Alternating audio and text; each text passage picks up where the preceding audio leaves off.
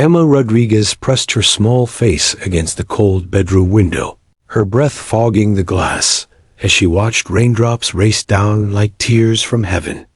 At 6 years old, she had mastered the art of staying awake past her 8 p.m. bedtime, especially during thunderstorms that painted the Denver suburb in dramatic flashes of silver light.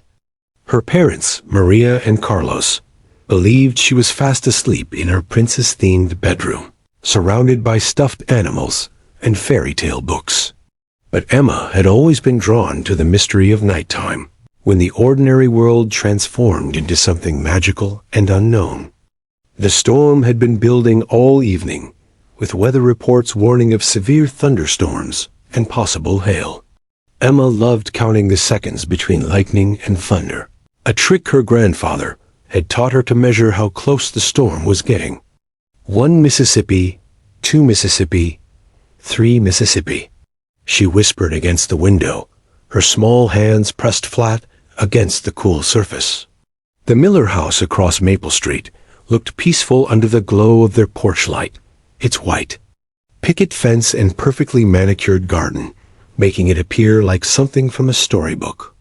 Mrs. Eleanor Miller, 73, had been Emma's unofficial grandmother figure since the Rodriguez family moved to the neighborhood 2 years ago. The elderly woman would wave from her garden each morning as Emma waited for the school bus, sometimes bringing fresh-baked cookies or letting Emma pet her tabby cat Whiskers. Mr. Harold Miller, 76, was a retired postal worker who still walked with military precision from his days in the Vietnam War. He taught Emma how to identify different types of birds that visited their backyard feeder, and she'd grown to love their quiet kindness. Lightning illuminated the street in stark black and white as Emma counted 1 Mississippi, 2 Mississippi. But before she could reach 3, she saw them. 3 dark figures emerged from the shadows beside the Miller house, like ghosts materializing from the storm. They moved with purpose, not the hurried scramble of someone seeking shelter from the rain. Emma's counting stopped mid-syllable as her 6-year-old mind tried to process what she was seeing. The figures were dressed entirely in black, bare, faces hidden behind ski masks that made them look like the monsters from her worst nightmares. The tallest one motioned to the others, and they spread out across the Miller's front yard with practiced coordination. Emma wanted to look away, wanted to run to her parents' bedroom and hide under their covers, but she found herself frozen. Against the window, mesmerized by the unfolding scene, like watching a movie she knew she shouldn't be seeing. The shortest figure produced something from his jacket, a crowbar that gleamed wickedly in the streetlight. Emma's heart began to pound so hard she could hear it in her ears, drowning out even the thunder rolling across the Colorado sky. She watched in horror as the man with the crowbar approached the Miller's front door, while the other 2 positioned themselves at the windows on either side. 1, 2, 3. The tallest figure mouthed silently, and they struck simultaneously. The sound of splintering wood cracked through the night air like a gunshot as the front door exploded inward. The windows on either side shattered almost simultaneously, sending glittering fragments cascading to the ground like deadly confetti. Emma's small hands flew to her mouth to stifle a scream as Mrs. Miller's terrified shriek pierced the storm. "Harold, Harold, help me!" Mrs. Miller's voice carried across the street with desperate clarity. Emma could see lights flickering on inside the house as the elderly couple was torn from sleep into their worst nightmare. More crashes followed, furniture overturning, glass breaking, the sounds of a home being violently invaded. Mr. Miller's voice joined his wife's, deep and commanding despite his age. "Get out of my house. Get away from her." But his words were cut short by a sickening thud that made Emma's stomach lurch. The little girl pressed herself harder against the window, tears streaming down her cheeks as she watched the shadow play of violence projected against the Miller's curtains. Mrs. Miller's screams grew more desperate, more pained, and Emma found herself whimpering along with each cry. She wanted to run, wanted to get her daddy's gun from the safe, wanted to call 911, wanted to do something, anything to help the people who had shown her such kindness. But her 6-year-old body remained paralyzed by terror, glued to the window, by the horrible fascination of witnessing something no child should ever see. The storm seemed to intensify with the violence, as if nature itself was responding to the evil unfolding below. Rain lashed against Emma's window harder, and thunder crashed overhead like the footsteps of angry giants. Through the chaos of weather and terror, she caught glimpses of the intruders moving through the Miller house, dark shapes against yellow lamplight, destroying everything in their path. Then, as suddenly as it began, the violence stopped. The screaming ceased so abruptly that the silence felt more terrifying than the noise had been. Emma held her breath, straining to see through the rain-soaked darkness. One by one, the 3 figures emerged from the Miller house, moving with the same calculated precision they'd shown entering. But now something was different. They moved with urgency, constantly looking over their shoulders. The tallest one carried something in his hands, Mrs. Miller's jewelry box, Emma realized with a child's sharp eye for detail. The second figure clutched what looked like Mr. Miller's war medals, which normally sat proudly on the mantelpiece. But it was the third figure, the shortest one with the crowbar, that made Emma's blood freeze. Even in the dim light, she could see dark stains on his black clothing, and when lightning flashed again, she saw his hands were covered in something that looked like paint, but moved like water. As they disappeared back into the shadows from which they'd emerged, Emma finally found her voice. But instead of the scream that had been building in her throat for the past 10 minutes, only a tiny whimper escaped. A sound seemed to break. Whatever spell had held her frozen, and she stumbled backward from the window, knocking over her reading lamp with a crash that seemed to echo through the house. Within minutes, sirens began to wail in the distance, growing louder as they approached Maple Street. Red and blue lights painted Emma's bedroom walls in alternating colors of emergency, and she realized that this night had changed everything forever. Detective Sarah Chun had seen plenty of crime scenes in her 15-year career with the Denver Police Department, but the Miller house made her stomach turn. The front door hung askew on its hinges like a broken jaw, and shattered glass crunched under her boots as she surveyed the destruction. Blood spatter painted the hallway walls in violent arcs, telling the story of an elderly couple's final desperate struggle against their attackers. Eleanor Miller lay motionless in the living room, her silver hair fanned across the hardwood floor like spilled moonlight. The 73-year-old woman had fought bravely. Her fingernails were bloody, and defensive wounds covered her arms where she tried to protect herself. Harold Miller had been found unconscious in the bedroom, his skull fractured but his pulse steady, enough to give the paramedics hope as they rushed him to Presbyterian St. Joseph Hospital. Neighbors heard the screaming around 11:47 p.m., reported Officer Janet Morrison, consulting her notepad with shaking hands. This was her first homicide. Seen, and the brutality was getting to her. Maria Rodriguez from across the street called it in. Said her 6-year-old daughter witnessed the whole thing from her bedroom window. Chun nodded grimly, stepping carefully around the evidence markers that dotted the scene like deadly confetti. The forensics team was already at work, photographing everything, dusting for prints that probably wouldn't exist. These weren't amateur thieves. They'd worn gloves, left no obvious DNA, and even disabled the security cameras with professional precision. "Where's the child now?" Chun asked, dreading the answer. Child witnesses were always complicated, but a 6-year-old who'd watched a murder unfold would be traumatized beyond measure. Presbyterian St. Joseph, same hospital as Harold Miller. She hasn't spoken since her parents found her huddled in her closet this morning. 3 hours later, Detective Chun stood outside Emma Rodriguez's hospital room, watching through the small window as a team of medical professionals tried to coax some response from the small girl. Emma sat rigidly in the hospital bed, her dark eyes staring at nothing, her lips pressed into a thin line of silence. The cheerful pediatric ward decorations, cartoon animals and rainbow murals seemed to mock the gravity of what this child had endured.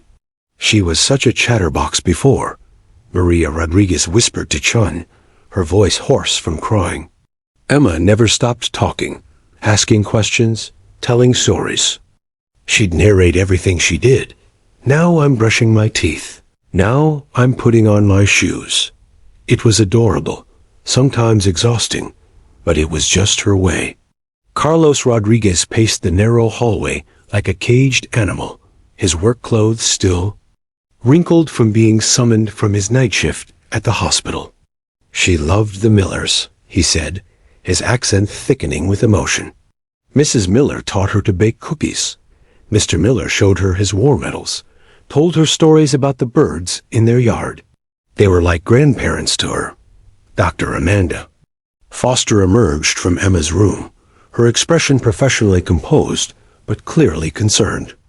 The child psychologist had dealt with trauma cases before, but selective mutism in someone so young was always challenging. I need to speak with you both, she said quietly, leading the parents to a private consultation room. Emma is experiencing what we call traumatic selective mutism, Dr. Foster explained, settling into her chair across from the anxious parents. It's the mind's way of protecting itself from overwhelming trauma. She witnessed something so horrific that her brain has essentially shut down her ability to verbalize the experience. But she can still talk, right? Maria asked desperately. I mean, physically, there's nothing wrong with her voice? Physically, she's fine. But psychologically, she's built a wall around those memories, and unfortunately, that wall is blocking all verbal communication. She may understand everything we're saying, but she simply cannot or will not respond. Detective Chun leaned forward. Doctor, I hate to press, but this little girl is our only witness. Without her testimony, the people who killed Mrs. Miller will go free. Isn't there anything we can do to help her remember? Dr. Foster's expression hardened. Detective, pushing a traumatized child to relive her worst nightmare could damage her permanently. We're talking about a 6-year-old who watched elderly people she loved being murdered in their own home. Her silence isn't defiance, it's survival. Over the next week, the investigation stalled completely. The forensics team found nothing useful, no fingerprints, no DNA evidence, no witnesses except for Emma. The security cameras on Maple Street had been systematically disabled, and the thieves had been careful to avoid the main thoroughfares, where traffic cameras might have caught their escape. Chun spent her days chasing dead ends, and her nights staring at crime scene photos, looking for clues that didn't exist. The Miller house remained cordoned off with yellow tape, a constant reminder to the neighborhood that evil had visited there. Quiet streets. Neighbors installed new security systems, bought guard dogs, and started neighborhood watch programs, but nothing could restore their sense of safety. Meanwhile, Emma remained locked in her silent world. Hospital staff tried everything: art therapy, music therapy, play therapy with dolls and action figures. Emma would engage physically, moving pieces around or coloring pictures, but she never made a sound. Her drawings were particularly disturbing: dark figures with no faces, houses with broken doors, and always, somewhere in each picture, a small figure watching from a window. She's reliving the trauma through her art, Dr. Foster explained to Chun during one of their weekly consultations. But she's not ready to verbalize it. Pushing her could cause her to retreat even further. The media pressure was intensifying. Daily, Channel 7 News ran nightly updates about the silent witness, while the Denver Post published editorials questioning police competence. Harold Miller remained in a medically induced coma, his doctors uncertain if he would ever wake up. let alone remember anything about that terrible night. We're losing this case, Chun admitted to her partner, Detective Mike Reeves, as they sat in their car outside the hospital. Without Emma's testimony, we've got nothing but theories and circumstantial evidence. Maybe she'll never talk, Reeves said quietly. Maybe some traumas are just too big for words. But Chun wasn't ready to give up. Somewhere in Emma's silent mind lay the key to justice for Eleanor Miller, and Chun was determined to find a way to unlock it, no matter how long it took. Officer Marcus Thompson had never believed in fate until he met Rex. The 3-year-old German Shepherd had been rejected from 2 other canine programs for being too gentle. But Thompson saw something special in the dog's intelligent brown eyes. Rex possessed an almost supernatural ability to sense human emotion, making him perfect for victim assistance and therapy work, rather than traditional police duties like drug detection or criminal apprehension. 2 weeks after Emma Rodriguez had retreated into her world of silence, Thompson received an unusual request from Detective Chun. I know it's unconventional, Chun explained over the phone, but this kid isn't responding to traditional therapy. Her psychologist thinks a therapy dog might help break through her trauma barrier. Thompson had worked with traumatized children before. Rex had a remarkable success rate with abuse victims and witnesses who struggled to trust adults. There was something about the dog's calm, non-judgmental presence that seemed to unlock doors that humans couldn't open. When do you want us there? Thompson asked, already knowing he and Rex would do whatever it took to help.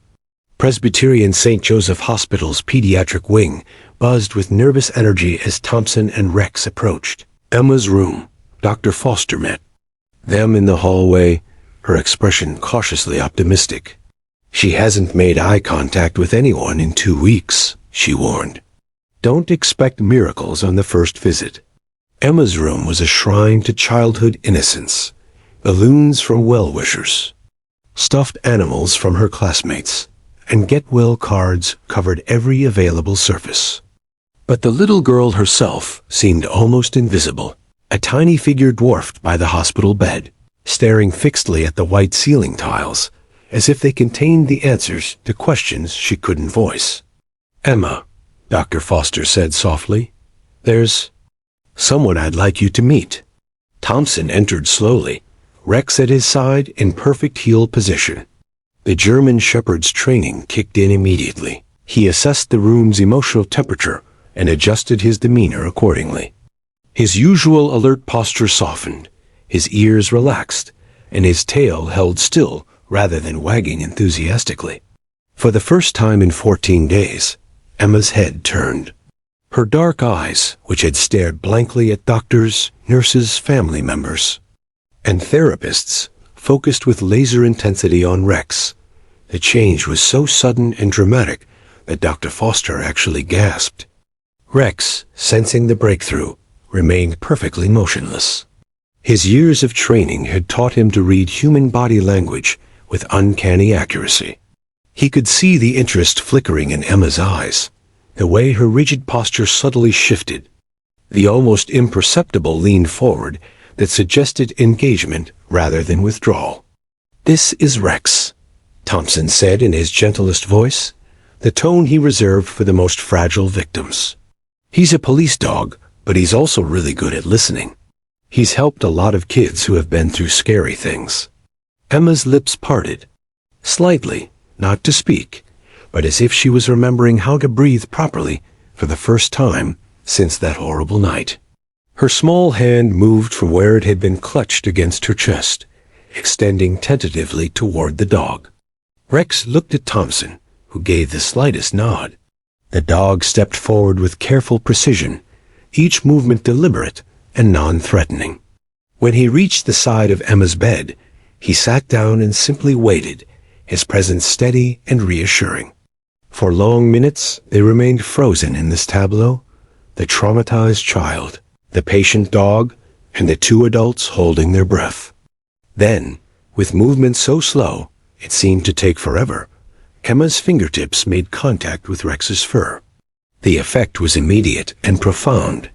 Emma's entire body seemed to exhale tension she'd been carrying for weeks. Her shoulders dropped, her jaw unclenched, and for the first time since the night of the murder, something resembling peace crossed her features. Rex's tail gave the smallest wag, not the enthusiastic full-body wiggle of an excited dog, but the gentle acknowledgement of a professional who knew he was making progress. He remained statue still as Emma's hand grew bolder, her fingers threading through his thick coat. "He's very soft," Thompson observed quietly, "and very patient. He knows you've been through something scary." Emma's eyes flicked to Thompson's face for just a moment before returning to Rex. It was the first direct eye contact she'd made with any adult since the trauma, and Dr. Foster made a note in her file with shaking hands. Over the next hour, something magical happened. Emma didn't speak. That breakthrough was still weeks away, but she began to communicate in other ways. She showed Rex her drawings, the dark and disturbing images she'd been creating in art therapy. The dog looked at each one seriously, as if he understood their importance. When Emma drew a new picture, this one featuring a small dog alongside the watching figure in the window, Rex's tail wagged with more enthusiasm. Emma's lips curved upward in what might have been the ghost of a smile. "He likes your drawing," Thompson said, and Emma nodded. It was her first acknowledgement of another person's words since the night that changed everything. Maria Rodriguez wept openly in the hallway as she watched her daughter interact with Rex. "She's still in there," she whispered to her husband. "Our little girl is still in there." Dr. Foster was already making plans. "I want to request regular visits," she told Thompson. "This is the first real progress we've seen. Emma trusts Rex in a way she can't trust humans right now." As the visit ended, Emma did something that stunned everyone in the room. She leaned over the bed's railing and pressed her forehead against Rex's head, a gesture of pure affection and trust. Rex accepted the contact with dignity, his tail wagging slowly as if he understood the significance of the moment. "We'll be back tomorrow," Thompson promised, and for the first time in weeks, Emma's eyes held something that looked like anticipation rather than fear. Outside in the parking lot, Thompson knelt beside Rex and scratched behind his ears. "Good boy," he murmured. "I think you just gave that little girl her first reason to hope since this whole nightmare began." Rex's tail wagged with quiet pride, as if he knew exactly what he'd accomplished. In a world where adults had failed to reach a traumatized child, a gentle German shepherd had found the key to unlocking the first door on Emma's long journey back to the world of the living. Jake Morrison's hands trembled as he lit his third cigarette in the cramped interrogation room, the fluorescent lights casting harsh shadows across his gaunt face. At 28, he looked older, the kind of premature aging that came from years of drug abuse and petty crime. Detective Chun studied him from across the metal table, her trained eye cataloging every nervous tick, every tell that might reveal guilt or innocence. "Let's go through this one more time, Jake," Chun said, her voice deceptively calm. "Where were you on the night of October 15th between 11:30 p.m. and midnight?" Morrison's Adam's apple bobbed as he swallowed hard. "I told you already. I was with Lisa. We were at her apartment, watching Netflix and ... You know, just hanging out." His story had remained consistent through 4 hours of questioning, but something about his delivery bothered Chun. It sounded rehearsed, like lines from a play he'd memorized, but didn't quite believe. The tip had come from Eddie Kowalski, owner of Mile High Pawn on Colfax Avenue. Morrison had attempted to sell a vintage watch, a 1952 Omega that matched the description of one stolen from Harold Miller's dresser. When Kowalski asked for ID and saw Morrison's extensive tattoos, including a coiled snake on his right hand, he remembered the police bulletin about distinctive markings. This watch, Chun said, sliding a photograph across the table. Where did you get it? Morrison barely glanced at the image. Found it in a dumpster behind my apartment building. Figured someone threw it away, 'cause it looked old. A $3,000 vintage Omega? In a dumpster? I don't know nothing about watches, man. Looked like junk to me. Detective Mike Reeves entered the room, carrying a thick file folder. Morrison's. Criminal history made for depressing reading. Burglary, drug possession, assault, domestic violence. He'd been in and out of the system since he was 16, each arrest escalating in severity. The pattern was textbook. Addiction driving increasingly desperate crimes. Jake, we've got your prints on file from your last arrest, Reeves said, settling into the chair beside Chun. Want to tell us why we might find them in the Miller house? You won't, Morrison replied quickly. Because I was never there. But Chun had noticed something. When Reeves mentioned fingerprints, Morrison's eyes had flicked involuntarily too.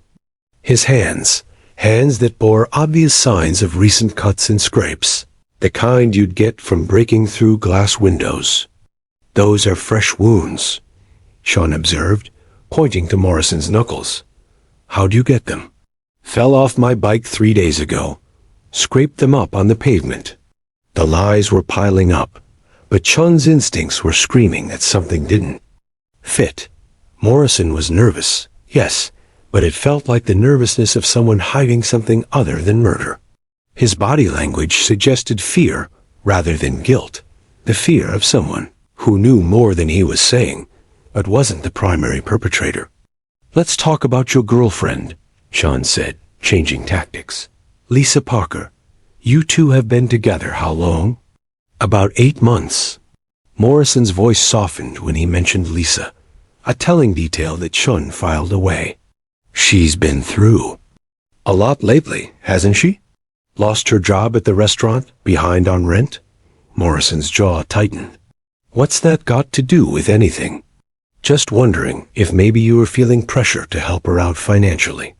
Maybe looking for a quick score? I didn't kill anybody. Morrison's voice cracked, and for the first time, Chun heard genuine emotion. Look, I've done stupid things, okay? I've stolen stuff, gotten into fights, used drugs. But I never hurt old people. Never. Chun leaned back, studying Morrison's face. In her 15 years of interrogations, she'd developed an almost supernatural ability to read suspects. Morrison was lying about something, but the core denial felt authentic. The problem was, everything else pointed to his guilt opportunity. Motive, physical evidence, criminal history. Jake, I want you to think very carefully about your next answer, Chun said. Is there anything you want to tell us about that night? Anything that might help us understand what really happened? Morrison was quiet for a long moment, his eyes darting between the two detectives. When he spoke, his voice was barely above a whisper. If I tell you something ... if I help you, will you protect Lisa? Chun and Reeves exchanged glances. Protect her from what? From him, from my cousin Danny. He's been making threats. The room fell silent. Chun felt the familiar tingle that came when a case was about to crack open. Tell us about Danny. Danny Martinez. He's my cousin, but we ain't close. He deals drugs, heavy stuff. Lisa owes him money, a lot of money. He said if we didn't pay. But by the end of October, he'd hurt her. Where is Danny now? I don't know. He disappears for days sometimes, doing deals or whatever. But he's got the same tattoo as me, the snake. We got them together when we were teenagers. Thought it was cool. Morrison's voice was gaining strength as the words spilled out. Danny's been asking questions about the neighborhood, about which houses had old people with money. Chun's pulse quickened. Did you tell him about the Millers? Morrison's face crumpled. I used to do yard work for them last summer. They were nice people, Always gave me lemonade and paid extra. I might have mentioned they kept cash in the house, had some nice jewelry. But you didn't participate in the break-in. No. I swear on my mother's grave, I was with Lisa all night. We were scared, hiding from Danny because we couldn't pay him. When I heard about the Millers on the news, Morrison put his head in his hands. I knew it was him. But I couldn't say nothing because he'd kill Lisa if he knew I ratted him out. Chun stood up abruptly. We need Lisa Parker brought in. Immediately, she told Reeves. And put out a bolo on Danny Martinez. As they prepared to leave the interrogation room, Morrison called out desperately, "You believe me, don't you? I didn't kill Mrs. Miller. I'm a lot of things, but I ain't a killer." Chun turned back to study Morrison's face one more time. The fear in his eyes was real, and for the first time since his arrest, she was beginning to think they might have been chasing the wrong snake all along. The Denver District Courthouse buzzed with anticipation on the morning of November 15th, exactly 1 month after Eleanor Miller's brutal murder. Judge Margaret Stone's courtroom had been transformed into a media circus, with reporters from across Colorado cramming into the gallery, while sketch artists positioned themselves for optimal views of the proceedings. Outside, protesters held signs demanding justice for Eleanor, while others called for protection of child witnesses. Emma Rodriguez sat in the front row between her parents, her small frame dwarfed by the formal wooden benches. She wore a navy blue dress her mother had bought specially for this day, something dignified but still childlike, with tiny white flowers embroidered on the collar. Her dark hair had been braided carefully by Maria, who had spent the morning fighting back tears while getting her daughter ready to relive the worst night of her young life. Dr. Amanda Foster sat directly behind the Rodriguez family, ready to intervene if Emma showed signs of distress. Over the past month, their therapy sessions had shown gradual progress. Emma now communicated through drawings and occasional nods, and her visits with Rex had become the highlight of her week. But she still hadn't spoken a single word since pointing at Officer Thompson and whispering "wrong man" during a private session 3 days earlier, words that only Dr. Foster had heard. District Attorney Robert Hayes rose from the prosecution table, his silver hair gleaming under the courtroom's fluorescent lights. At 52, Hayes had built his reputation on putting dangerous criminals behind bars, but this case had become personal. Eleanor Miller reminded him of his own grandmother, and the thought of her final moments haunted his dreams. "Ladies and gentlemen of the jury," Hayes began, his voice carrying the weight of moral authority, "we are here today because evil visited a quiet Denver neighborhood on the night of October 15th. 3 men broke into the home of Harold and Eleanor Miller, 2 elderly citizens who had lived peaceful lives for over 40 years. They came seeking money and valuables, but they brought violence that shattered not only a family, but an entire community. Jake Morrison sat at the defense table in an ill-fitting suit borrowed from his public defender's office. His hands were cuffed discreetly beneath the table, and his face bore the pallor of someone who hadn't slept properly in weeks. Despite his criminal history, Morrison had never faced charges this serious. The possibility of life in prison loomed over him like a death sentence. Patricia Walsh, Morrison's court-appointed attorney, was a 15-year veteran of the public defender's office who specialized in impossible cases. At 38, she had learned to work miracles with limited resources and unreliable clients. But this case troubled her deeply, not because she thought Morrison was innocent, but because the evidence against him felt too neat, too convenient. "The prosecution's case," Hayes continued, pacing before the jury box, "rests on clear evidence. The defendant's fingerprints were found on a crowbar discovered 3 blocks from the Miller home. His DNA was recovered from blood on the broken glass. He was found in possession of Mr. Miller's vintage watch just days after the murder. And most importantly, he was identified by the only witness to this heinous crime, a brave, 6-year-old girl who watched in horror as these men destroyed her sense of safety forever. Emma flinched at the prosecutor's words, pressing closer to her father's side. Carlos Rodriguez wrapped his arm protectively around his daughter, whispering comforting words in Spanish that seemed to calm her slightly. Hayes turned toward Emma's section of the gallery. Emma Rodriguez will testify today about what she saw that terrible night. It will be difficult for her, difficult for all of us, but her courage in speaking the truth will ensure that Eleanor, Miller's killer, faces justice. Walsh stood for the defense opening, her strategy clear from the moment she began speaking. Ladies and gentlemen, the prosecution wants you to believe that my client, Jake Morrison, is a cold-blooded killer. But the evidence still present today is circumstantial at best, and their star witness is a traumatized 6-year-old child who hasn't spoken a word in over a month. A murmur rippled through the courtroom. Several jurors glanced toward Emma, their faces showing concern and skepticism in equal measure. Jake Morrison is not a perfect man, Walsh continued. He struggled with addiction, made poor choices, committed petty crimes. But being a drug addict doesn't make someone a murderer. The real killer is still out there while my client sits here, railroaded by a police department desperate to close a high-profile case. The morning proceeded with testimony from first responders, forensics experts, and neighbors who had heard the screams.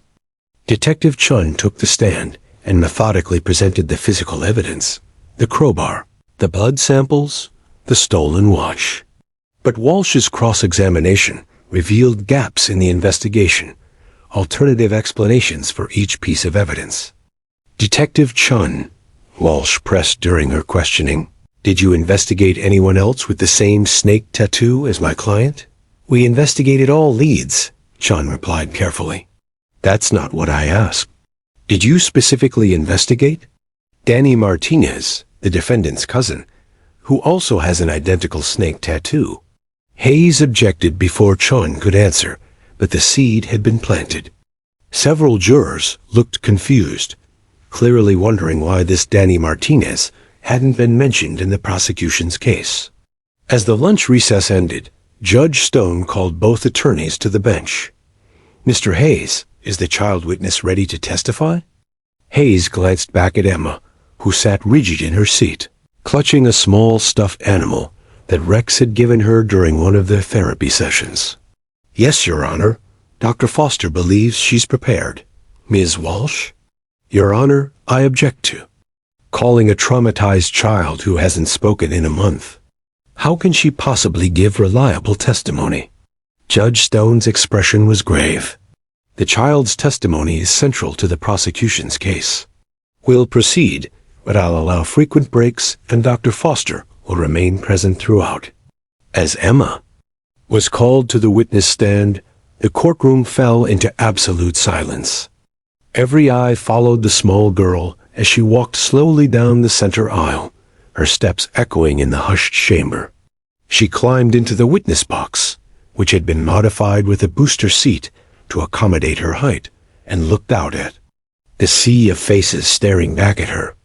Emma, Judge Stone said gently, do you promise to tell the truth today? Emma's lips parted, but no sound emerged. The silence stretched on, becoming more uncomfortable with each passing second. Hayes approached the witness stand with a reassuring smile, but Emma's eyes were fixed on something else entirely, the back of the courtroom, where Officer Thompson had just entered quietly with Rex at his side. For the first time in weeks, something resembling hope flickered across Emma's face. Judge Margaret Stone called for a 20-minute recess after Emma's third failed attempt to speak from the witness stand. The little girl had opened her mouth each time, her lips forming silent shapes, like a fish gasping for air, but no sound had emerged. The courtroom's oppressive silence had grown heavier with each passing minute, and several jurors shifted uncomfortably in their seats, clearly disturbed by the child's obvious distress. In the courthouse's private conference room, Dr. Amanda Foster paced frantically, while Emma sat curled in an oversized leather chair, clutching the small stuffed dog that Rex had given her during their last therapy session. The toy's fur was matted from constant handling, its black button eyes worn smooth by anxious fingers. "This isn't working," District Attorney Has said, running his hands through his silver hair. "The jury's going to think we're torturing this kid for nothing. Walsh is probably drafting our motion to dismiss right now." Dr. Foster stopped pacing and turned to face the prosecutor. "Emma has made incredible progress in the past month. She's been communicating through drawings, responding to questions with nods and gestures.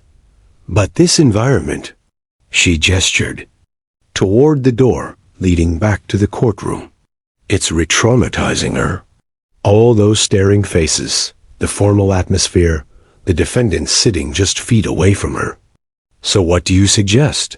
Judge Stone asked quietly.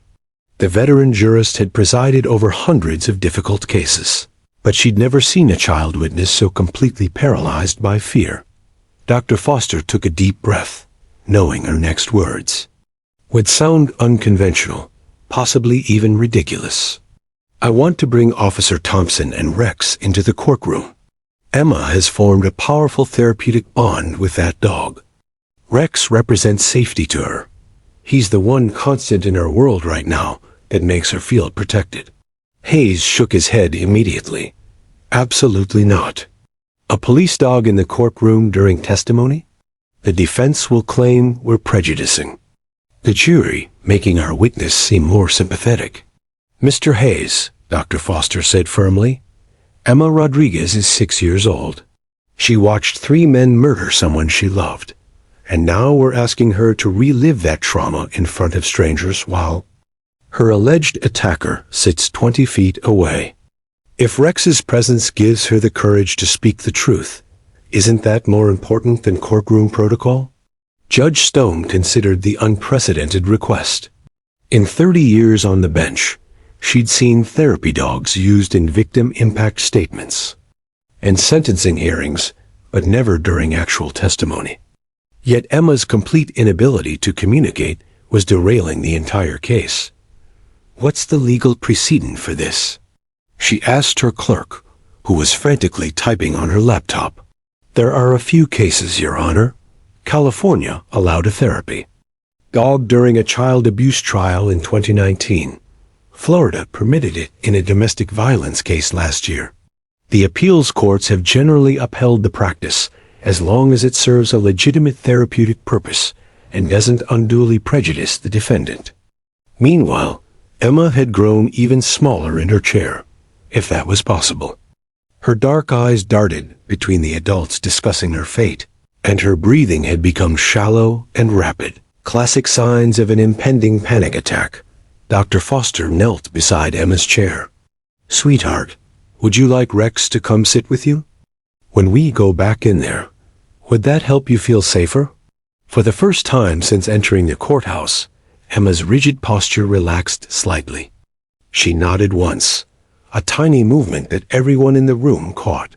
"Your Honor," came Patricia Walsh's voice from the doorway. The defense attorney had been escorted in by the bailiff. "I object to whatever accommodation you're considering. My client has the right to face his accuser without theatrical props designed to manipulate the jury's emotions." "Miss Walsh," Judge Stone replied evenly, "this child is clearly traumatized. If a therapy dog can help her testify truthfully, then we're serving the interests of justice, not theater. And if her truthful testimony is the product of coaching and manipulation? Your Honor, this girl hasn't spoken in over a month. Now, suddenly, with the right emotional props, she's going to deliver coherent testimony that convicts my client? This is exactly the kind of suggestive procedure that appellate courts overturn." Dr. Foster stood up, her professional composure cracking. "That little girl watched your client and his accomplices beat an elderly woman to death. She's not manipulated, she's terrified. Rex isn't a prop. He's her lifeline back to feeling safe enough to tell the truth. Allegedly watched my client, Walsh corrected.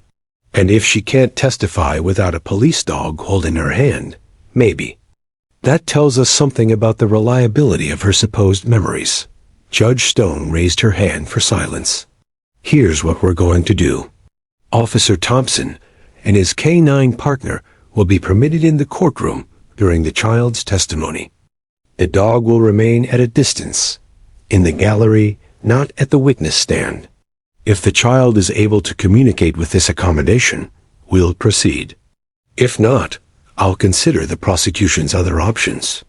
Hayes nodded reluctantly, while Walsh's expression showed she was already planning her appeal. 10 minutes later, Officer Thompson entered the courtroom quietly, Rex padding beside him with professional dignity.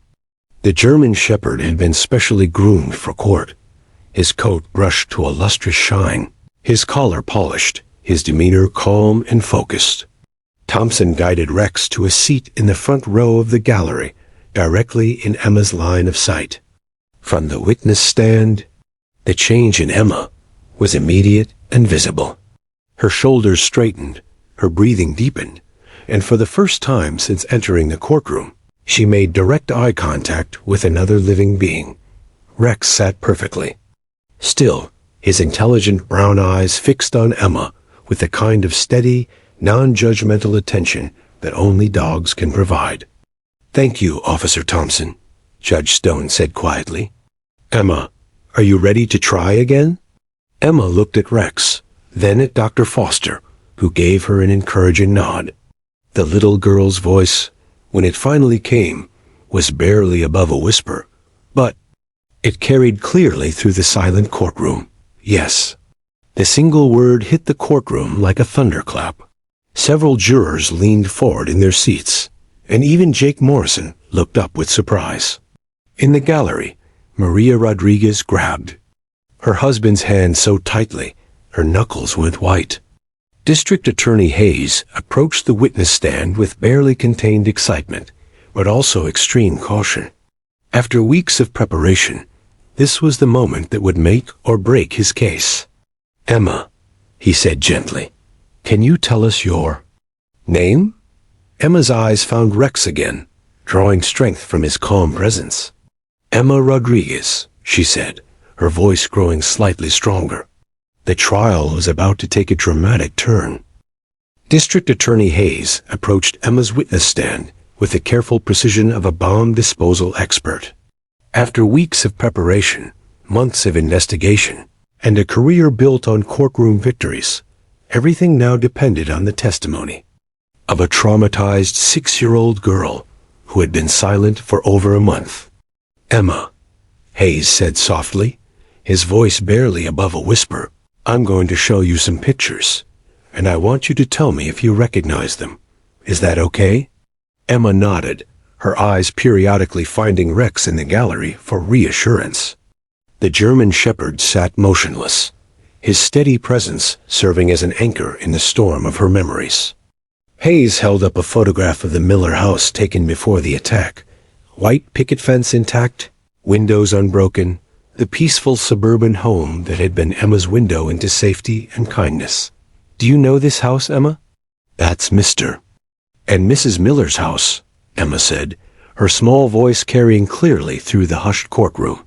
"They lived across the street from me." Several jurors leaned forward, captivated by the child's clarity despite her obvious distress. In the gallery, Harold Miller sat in his wheelchair, his head still bandaged from his injuries, tears streaming down his weathered cheeks as he heard Emma speak about his beloved wife. "Emma, do you remember the night when something bad happened? At the Miller house?" Emma's breathing became shallow, and she gripped the arms of her chair.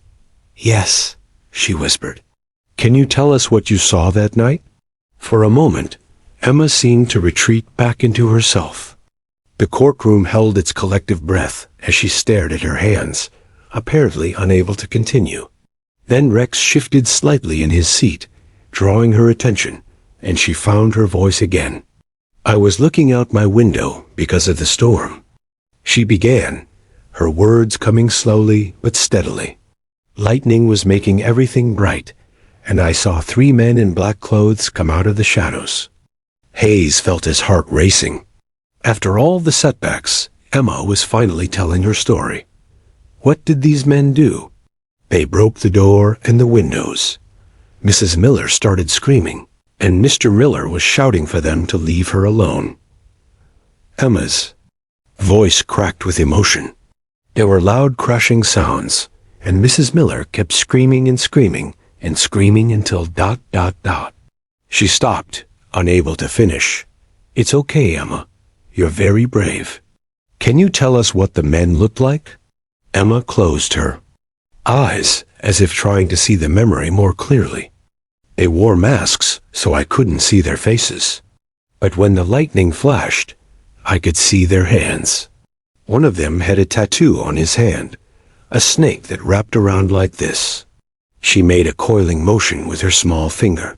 Hayes felt a surge of triumph. This was exactly what they needed. Emma identifying the distinctive tattoo that had led them to Jake Morrison. Emma, I want you to look around this courtroom. Do you see anyone who has a tattoo like the one you remember? Emma's head turned slowly, scanning the courtroom. Her eyes passed over the jury, the court reporter, the gallery filled with spectators. When her gaze reached the defense table, she stared at Jake Morrison for a long moment. Morrison shifted, uncomfortably under her scrutiny, his cuffed hands hidden beneath the table. Then, in a movement that would be replayed on news broadcasts across the country, Emma stood up in the witness box. The sudden motion caused everyone in the courtroom to tense, and Judge Stone half rose from her bench in concern. But Emma wasn't looking at Jake Morrison anymore. Her small arm extended, pointing directly at Officer Thompson in the gallery. The courtroom erupted in confused murmurs as every head turned to follow her gesture. Wrong man, Emma said, her voice cutting through the chaos like a knife. The 2 words hit the courtroom like a physical blow. Hayes felt his knees go weak, while Patricia Walsh shot to her feet so quickly she knocked over her water glass. Judge Stone banged her gavel repeatedly, trying to restore order as reporters frantically scribbled notes and spectators gasped in shock. Emma, Hayes managed to stammer, his voice barely controlled. What do you mean? Emma kept pointing at Officer Thompson, her voice growing stronger with each word. Officer Thompson has the same snake tattoo on his hand, just like the bad man. But Officer Thompson didn't hurt Mrs. Miller. He's good. He helps people with wrecks. She turned back to look directly at Jake Morrison, and her next words shattered the prosecution's case completely. That man doesn't have the snake tattoo. Real bad man who hurt Mrs. Miller ran away that night. He had the snake on his hand, but it wasn't him. She pointed again at Morrison. And it wasn't Officer Thompson either, because he's a policeman who helps scared kids like me. The courtroom descended into chaos. Patricia Walsh was shouting objections while simultaneously moving for immediate dismissal. Hayes stood frozen at the prosecution table, watching months of preparation crumble before his eyes. Judge Stone's gavel pounded uselessly as reporters rushed for the exits, already composing headlines about the dramatic courtroom reversal. Detective Chun, sitting in the back row, felt her blood run cold as the implications of Emma's testimony sank in. If Jake Morrison wasn't the killer, then Danny Martinez, Morrison's cousin with the identical snake tattoo, was still out there. And if Emma's testimony was accurate, they had been pursuing the wrong suspect while the real killer remained free. The man who hurt Mrs. Miller, Emma continued, her voice now steady and clear, had angry eyes behind his mask. Mean eyes. That man, she pointed at Morrison again, has sad eyes, not angry ones, and he's too small. The bad man was bigger. Harold Miller struggled to his feet from his wheelchair, his voice hoarse but audible throughout the silent courtroom. She's right. The man who attacked us was bigger than him. Much bigger. Emma looked around the courtroom one final time, then directly at Judge Stone. "Can I go sit with Rex now? I told you what I saw. The wrong man is sitting over there, and the real bad man is still out there somewhere." As Emma climbed down from the witness stand and walked toward Rex, who had remained perfectly still throughout her testimony, the full magnitude of what had just occurred began to dawn on everyone present. An innocent man had been on trial for murder while the real killer walked free. And it had taken the courage of a 6-year-old girl and her therapy dog to reveal the truth. The courtroom evacuation that followed Emma's testimony looked like a scene from a disaster movie. Judge Stone had cleared the gallery within minutes, but not before every major news outlet in Colorado had captured the moment a 6-year-old girl destroyed the prosecution's case with 2 simple words. Within hours, "Wrong man" was trending on social media across the nation. Detective Chun didn't wait for the legal proceedings to sort themselves out. Emma's testimony had given her the missing piece of the puzzle, and she was determined to catch the real killer before he could strike again. Danny Martinez had a 3-week head start, but Chun had something he didn't expect: the truth. The manhunt for Martinez began immediately. Chun coordinated with narcotics units who knew Martinez from his drug-dealing activities, while patrol officers canvassed the seedy motels and crack houses where he was known to hide. His photograph, showing the distinctive coiled snake tattoo that matched Emma's description perfectly, was distributed to every law enforcement agency in the region. Jake Morrison was released from custody that evening, walking out of the Denver County Jail into a media frenzy that had pivoted from condemning him to celebrating his vindication. His girlfriend, Lisa Parker, waited by the courthouse steps, tears streaming down her face as she embraced the man she'd feared she might never see again. "I knew you didn't do it," she whispered into his ear as photographers captured their reunion. "But I was so scared of what Danny might do if I told them the truth about his threats." Morrison held her tightly, his own tears mixing with relief and residual fear. "We both need to tell the police everything we know about Danny now. That little girl saved my life. The least I can do is help them catch the real killer." The break in the case came 36 hours later. Martinez had been hiding in a condemned warehouse in Commerce City, but his drug addiction had forced him back onto the streets.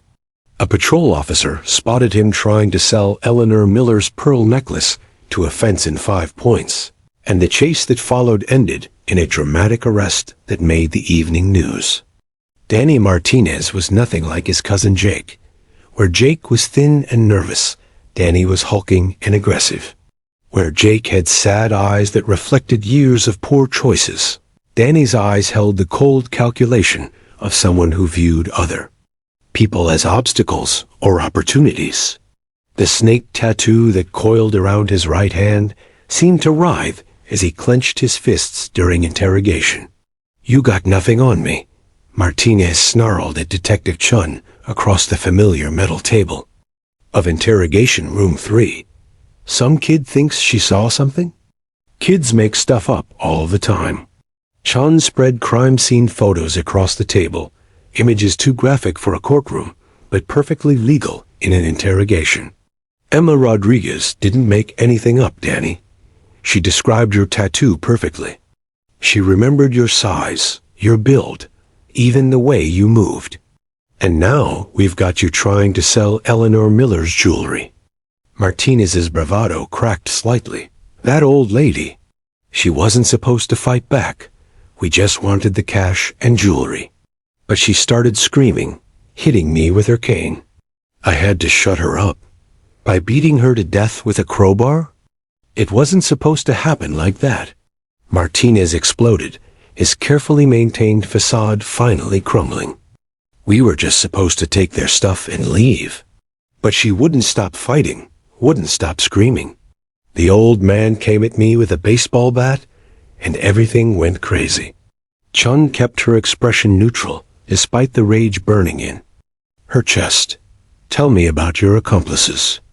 Over the next 4 hours, Martinez gave up his co-conspirators, 2 other drug addicts who had helped plan and execute the robbery. Both were arrested by evening, and both eventually pled guilty in exchange for reduced sentences. Martinez himself would face life in prison without parole for Eleanor Miller's murder. The trial 6 months later was a formality. Emma testified again, this time with confidence and clarity that amazed everyone who had witnessed her earlier. Trauma. She pointed directly at Martinez when asked to identify Mrs. Miller's attacker, and her testimony was corroborated by physical evidence that definitively linked him to the crime scene. Harold Miller, now recovered enough to walk with assistance, sat in the front row throughout the trial. When Martinez was sentenced to life without parole, the elderly man didn't celebrate. Instead, he approached the Rodriguez family afterward, with tears in his eyes. "Emma," he said quietly, kneeling beside the little girl who had found her voice to seek justice for his wife. "Eleanor would be so proud of how brave you've been. You made sure the right person was punished for what happened to her." Emma looked up at Mr. Miller with the wisdom that trauma sometimes forces upon children too young to understand it fully. "I'm sorry the bad man hurt Mrs. Miller," she said simply. "She was always nice to me." 1 year after that terrible October night, Emma Rodriguez stood in the Denver Police Department's community room, surrounded by officers, reporters, and community leaders. Officer Thompson and Rex were receiving commendations for their role in solving the Miller case, but Emma had insisted on being there to read a story she'd written about their partnership.